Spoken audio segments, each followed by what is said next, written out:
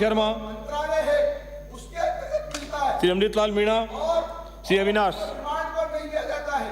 सख्ती से पूछताछ नहीं की जाती है। और तो बिराजी, आज केसी में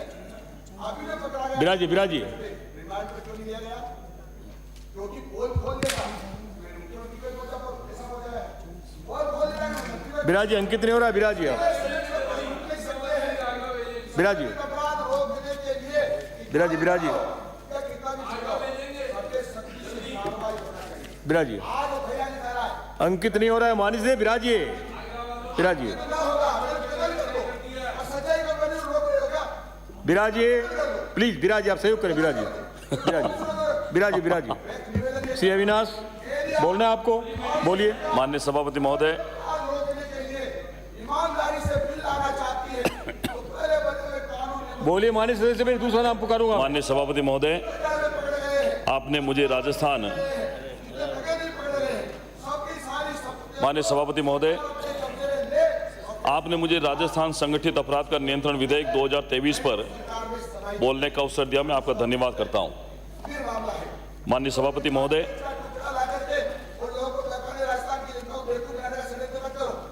बोलिए आप।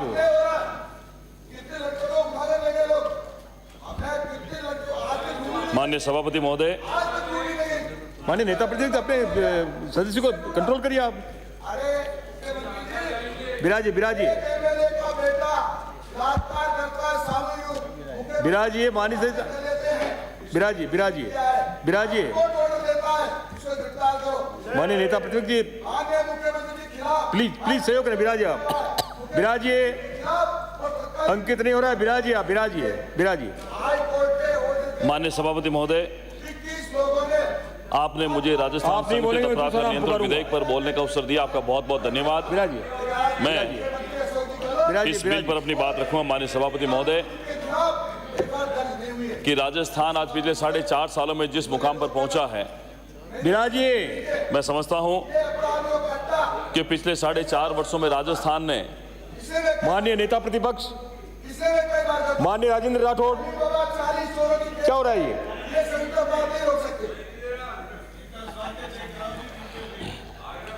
माननीय सभापति महोदय,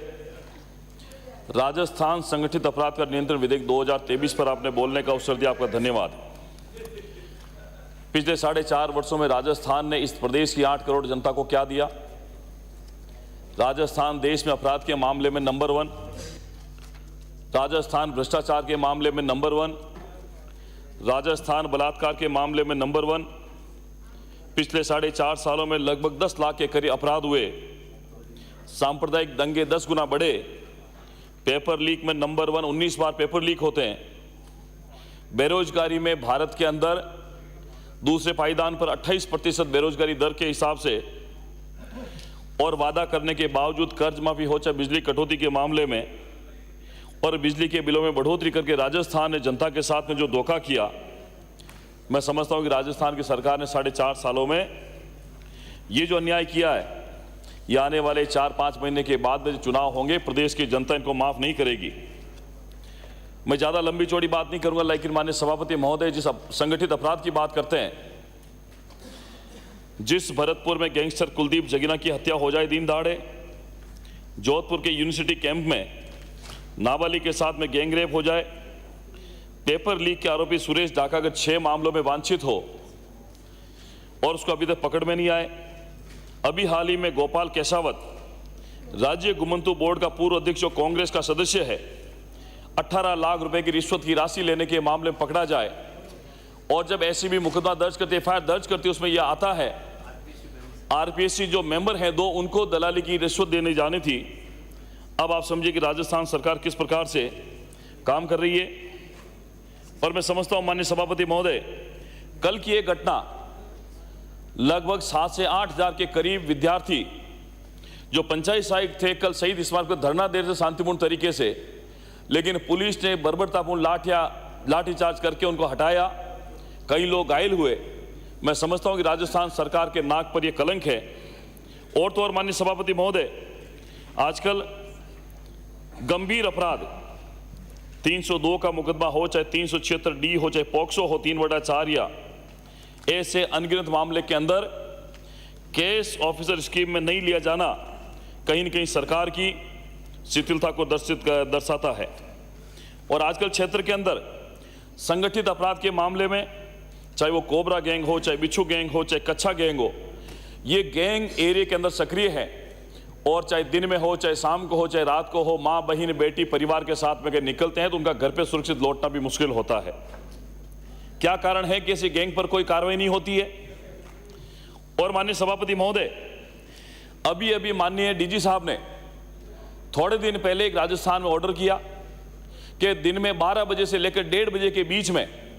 पुलिस थानों के अंदर जो स्वागत कक्ष बने उसमें अनिवार्य रूप से जन सुनवाई हो। मैं चैलेंज करता हूं कि राजस्थान के किसी पुलिस थाने में, किसी डीवाईएसपी सर्किल में कोई अधिकारी, चाहे वो एसएचओ हो, चाहे डीवाईएसपी हो, चाहे एसपी हो, 12 बजे से लेकर 1:30 बजे के बीच में कितनी जन सुनवाई करता होगा? एक बार मेरा दावा है कि इसकी सत्यता को जांच लें। अगर सरकार के उच्चाधिकारी डीजी साहब के ऑर्डर को भी अगर नीचे के अधिकारी नहीं मानेंगे, मैं समझता हूं कि इस सरकार का पुलिस पर कितना कंट्रोल है, यह भी सोचने वाली बात है। और माननीय सभापति महोदय, बहुत सारे ऐसे प्रकरण हैं, मैं समझता हूं कि उनमें भी कुछ सुधार की गुंजाइश है। एक परिवार अपनी बेटी जब 18 साल की हो जाती है और 18 साल के बाद में अपनी मर्जी से किसी के बहकाव में आकर लड़के के साथ में भाग जाती है और अपने घर से अपने माँ बाप के पैसे, गहने, आभूषण लेके चली जाती है। पुलिस में मुकदमा दर्ज होता है, लेकिन कानून की शिथिलता के कारण ना पुलिस वो पैसे बरामद करती है, ना गहने बरामद करती है, और सांठ-गांठ करके, मिलीभगत करके वो जो परिवादी है, उसके माँ बाप हैं, वो खून के आंसू रोने पर मजबूर करता है। मेरे क्षेत्र के अंदर भी रायपुर पुलिस थाने में ऐसा एक मामला है जहाँ ऐसा कैसा वाकया हुआ, लेकिन पुलिस हाथ पर हाथ धरे बैठी है और जो माता पिता हैं उससे लड़की के, वो आज भी दर दर की ठोकरें खाने को मजबूर हैं। आज संगठित अपराध के अंदर छोटे छोटे चोर मिलकर मोटरसाइकिल चोरी का गिरोह बना लेते हैं, रात चलते हुए ट्रकों से बाईपास में तिरपाल को फाड़कर सामान चुरा लेते हैं, और पुलिस इस तरीके से भटकाती है कि मेरे क्षेत्र का मामला नहीं है, मेरा नहीं है। लगातार 2-4 दिन बाद में ये पुलिस मुकदमे के लिए भटकाती है, आखिर में पैसे देने के बाद में एफआईआर दर्ज होती है, लेकिन कई महीनों के बाद भी ना माल बरामद होता है, ना मुकदमे में कोई कार्रवाई होती है। मैं समझता हूं माननीय सभापति महोदय, अपराध को रोकने के लिए पुलिस के वाहन कितने नकारा साबित होते हैं। आजकल चाहे वो माफिया हो, चाहे बजरी माफिया हो, चाहे वो तस्कर हो, चाहे और भी कोई मादक पदार्थ की तस्करी करने वाले लोग हैं, जो चाहे फॉर्च्यूनर हो, चाहे स्कॉर्पियो, बड़े अत्याधुनिक वाहन लेकर चलते हैं और पुलिस के खटारा वाहन का पीछा नहीं कर पाते, और वो किसी दूसरे दुर्गम रास्तों से चले जाते हैं और अपनी तस्करी को अंजाम दे देते हैं। इसलिए पुलिस के वाहनों को भी अत्याधुनिक बनाने की आवश्यकता है। और मैं समझता हूं माननीय सभापति महोदय, जो पुलिसकर्मी शारीरिक रूप से कमजोर हैं, दुर्बल हैं, जो फिट नहीं है, उनको फील्ड पोस्टिंग कम से कम नहीं दी जाए, उनको नॉन फील्ड पोस्टिंग दी जाए ताकि वो अच्छी तरीके से अपनी जॉब कर सके।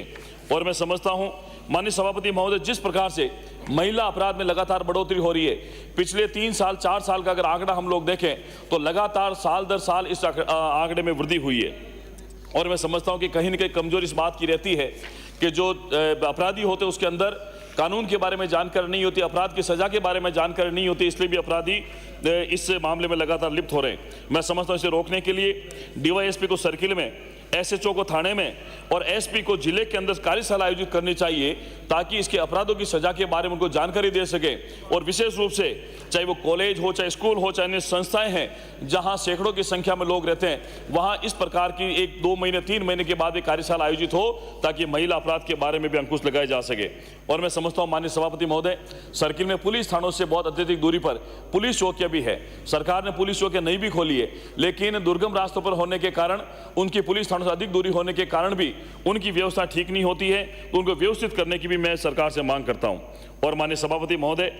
जैसा कि मैंने पहले बताया, सरकार ने कहा कि अनिवार्य रूप से एफआईआर दर्ज करें, लेकिन क्या सत्यता है इस बात की? कैसे अनिवार्य रूप से दर्ज हो जाए? हजारों लोग प्रतिदिन इस उम्मीद के साथ में पुलिस थाने में जाते हैं कि जो अपराध व अपराध के बारे में पुलिस संज्ञान लेगी, मुकदमा दर्ज करेगी, लेकिन आज इतनी एफआईआर दर्ज होने के बाद में भी इसके बराबर की एफआईआर भी दर्ज नहीं हो पाती है। अगर वो और मुकदमे दर्ज होते तो राजस्थान में समझता हूं कि भारत के अंदर भी और ज्यादा नंबर 1 पे आ जाता कि इस एफआईआर के मामले में। मैं समझता हूं कि जेतारण में सदर बाजार में माननीय सभापति महोदय, एक बड़े व्यापारी के साथ शांतिलाल जी सोनी की दुकान में चोरी होती है, सीसीटीवी फुटेज में अपराधी का फोटो आ जाता है, पुलिस का मुकदमा दर्ज होता है, लेकिन 6 6 महीने बीत जाने के बाद भी आज उस चोरों का सुराग लगने के बाद भी पुलिस के अंदर जो आभूषण है उनका पता नहीं लगा। ऐसे कैसे? मैं तो एक उदाहरण दे रहा हूं। एक जो डंपर चोरी होता है, चोर पकड़ा जाता है मेवात के अंदर, वो स्वीकार कर लेता है, लेकिन पुलिस की नाकामी के कारण आज भी वो डंपर उससे मालिक को मिल नहीं रहा है। मैं समझता हूं माननीय सभापति महोदय कि पुलिस से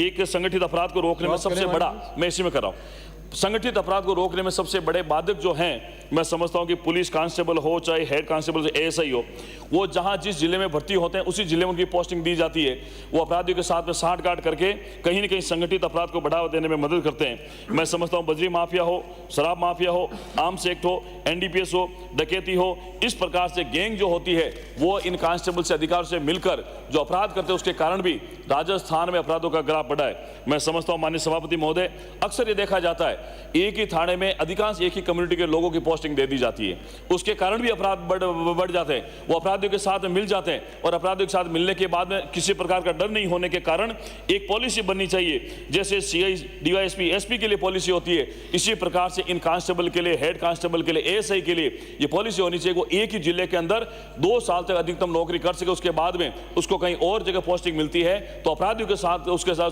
साठगांठ होती है, उसके बारे में अंकुश लग सके। मैं कहना चाहूंगा माननीय सभापति महोदय, जो फील्ड के अंदर पोस्टिंग जिन लोगों की दी जाती है उनके बारे में कम से कम फीडबैक तैयार करके रखें, ताकि जो अपराधी प्रवृत्ति के लोग हैं जिनके ऊपर 17 सीसी के नोटिस दिए जाते हैं उनको कम से कम नॉन फील्ड पोस्टिंग, फील्ड में पोस्टिंग नहीं देकर नॉन फील्ड अगर पोस्टिंग हम लोग देंगे तो भी ज्यादा ठीक रहेगा। और तो माननीय सभा, कितनी छोटी बात हो गया, आजकल पुलिस का रवैया कैसा हो गया। हम लोग संगठित अपराध रोकने की बात करते हैं, लेकिन पुलिस कांस्टेबल छोटी छोटी धाराओं में आज धारा 151 को आधार बनाकर रिश्वत की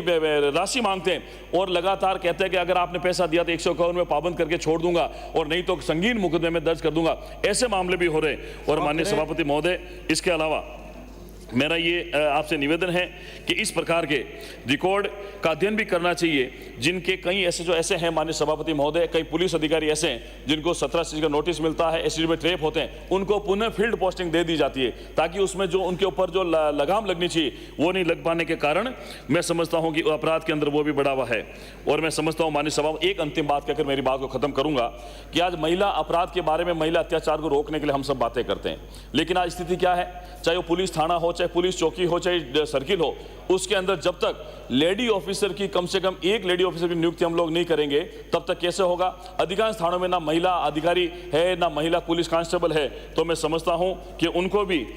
इस मामले में जोड़ना चाहिए। और मैं समझता हूं माननीय सभापति महोदय, पुलिस को और अधिक सुदृढ़ बनाने की आवश्यकता है, पुलिस पर सरकार के कंट्रोल की आवश्यकता है। और मैं समझता हूं ये सरकार तुष्टीकरण की राजनीति के कारण आज हिंदू धार्मिक त्योहार आते हैं, चाहे वो रामनवमी हो, चाहे हनुमान जयंती हो, उनके ऊपर तो डीजे पर बैन लगा देती है, जुलूस पर रोक लगा देती है, लेकिन आज कोटा के अंदर पीएफआई का अगर कोई सम्मेलन होगा उसको परमिशन दे दी जाती है। और मैं समझता हूं कि मंदिर और उसके संबंध में अगर कोई छोटी मोटी बात होती है तो तुरंत प्रभाव से पुलिस संज्ञान लेकर, आज मैं आंकड़े तो बहुत लाया हूं माननीय सभापति महोदय कि ये जो अखबार की डेली कटिंग हम लोग देखते हैं, कहीं न कहीं अखबार के अंदर जो चीजें आती है उससे सरकार को संज्ञान लेने की आवश्यकता है। अगर सरकार इस पर संज्ञान नहीं लेगी तो आम जनता के मन में क्या प्रभाव पड़ेगा। मैं इसका निवेदन करना चाहूंगा माननीय सभापति महोदय, और सरकार से इतनी ही मांग करता हूं कि संगठित अपराध को रोकने के लिए सरकार एक पॉलिसी लाए, कानून बनाए, ताकि ये जो अपराध हो रहे हैं इस पर लगाम लगाई जा सके। मैं समझता हूं कि सरकार ने 4.5 सालों में कुछ किया नहीं, 3 महीने में मुझे नहीं लगता